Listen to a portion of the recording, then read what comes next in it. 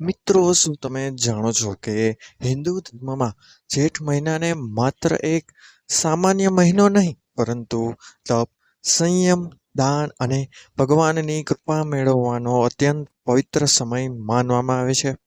કહેવાય છે કે આ મહિનામાં કરવામાં આવેલી નાની નાની ભૂલો પણ જીવનમાં મુશ્કેલીઓનું કારણ બની શકે છે. જ્યારે કેટલાક સરળ નિયમોનું પાલન કરવાથી સુખ, સમૃદ્ધિ અને આરોગ્યનો આશીર્વાદ પ્રાપ્ત થાય છે.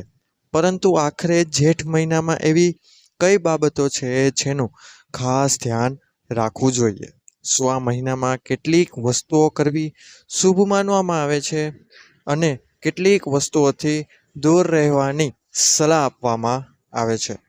જો તમે પણ આ પવિત્ર મહિનામાં ભગવાનની કૃપા મેળવવા માંગો છો અને જીવનમાં સકારાત્મકતા લાવવા ઈચ્છો છો, તો મિત્રો આ વિડીયો અંત સુધી અવશ્ય જોજો અને કોમેન્ટ બોક્સમાં જય મહાલક્ષ્મી અવશ્ય લખજો.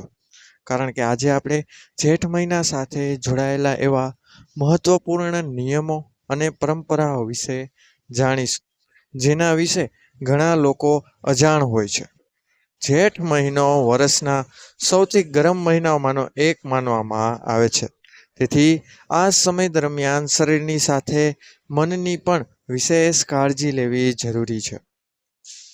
ધાર્મિક માન્યતાઓ અનુસાર આ મહિનામાં વહેલી સવારે ઉઠીને સ્નાન કરવું, સૂર્યદેવને તાંબાના લોટામાં પાણી અર્પણ કરવું અને ઓમ ધૂણી સૂર્યાય નમઃ મંત્રનો જપ કરવો અત્યંત શુભ માનવામાં આવે છે.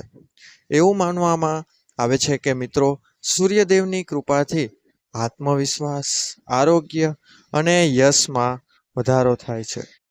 જેઠ મહિનામાં ભગવાન વિષ્ણુ અને માતા લક્ષ્મીની ઉપાસના પણ વિશેષ ફળદાયી માનવામાં આવે છે.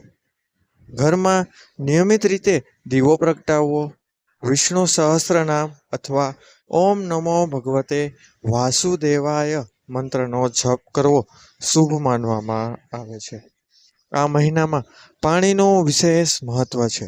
તેથી તરસ્યા લોકોને પાણી પીવડાવવું, રસ્તા પર પાણીની પરબ રાખવી, પક્ષીઓ માટે પાણીના વાસણ મૂકવા અને ગરીબ લોકોને માટલા, પંખા, છત્રી, ચંપલ અથવા ઠંડક આપતી વસ્તુઓનું દાન કરવું એ મહાપુણ્યનું કાર્ય માનવામાં આ મહિનામાં આવે છે. કહેવાય છે કે જે વ્યક્તિ જેઠ મહિનામાં જળદાન કરે છે, તેના જીવનમાંથી અનેક પ્રકારના કષ્ટો દૂર થાય છે અને ભગવાનની કૃપા પ્રાપ્ત થાય છે.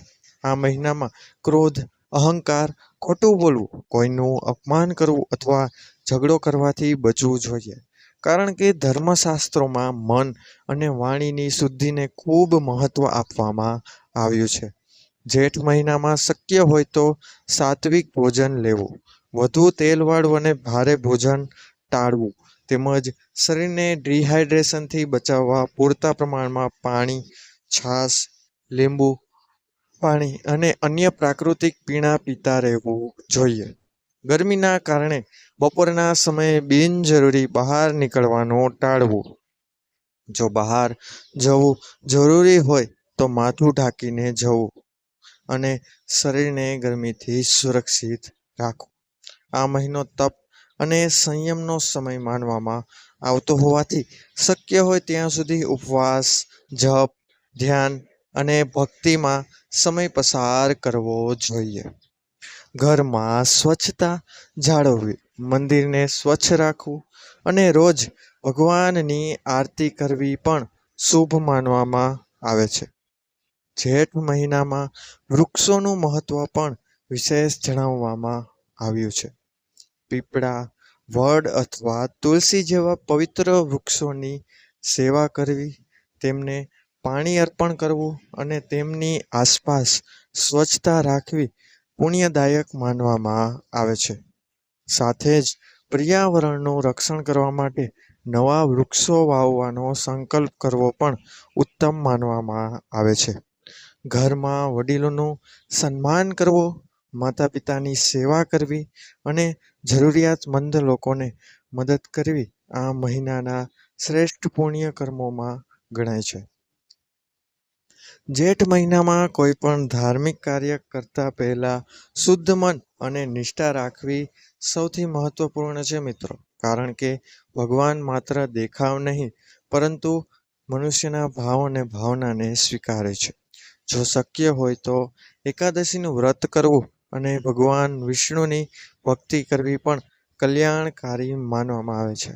આ સાથે જ આ મહિનામાં પાણીનો બગાડ ન કરવો, પ્રાણીઓ અને પક્ષીઓ પ્રત્યે દયા રાખવી અને કોઈ જીવને કષ્ટ પહોંચાડવું પણ ધાર્મિક દ્રષ્ટિએ ઉત્તમ આચરણ ગણાય છે.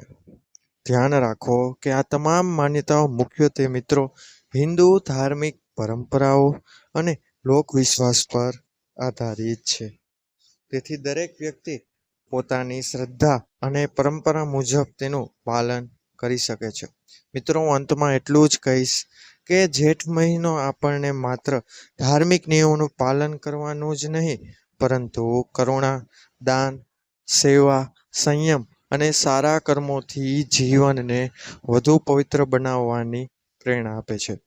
જો આપણે મિત્રો આ મહિનામાં સારા વિચારો રાખીએ, ભગવાનનું સ્મરણ કરીએ તથા જરૂરિયાતમંદોની મદદ કરીએ અને પ્રકૃતિનું સન્માન કરીએ તો સાચા અર્થમાં જેઠ મહિનાનું મહત્વ સમજાયું કહેવાશે અને જીવનમાં સુખ, શાંતિ તથા સકારાત્મક ઉર્જાનો અનુભવ ચોક્કસપણે થશે.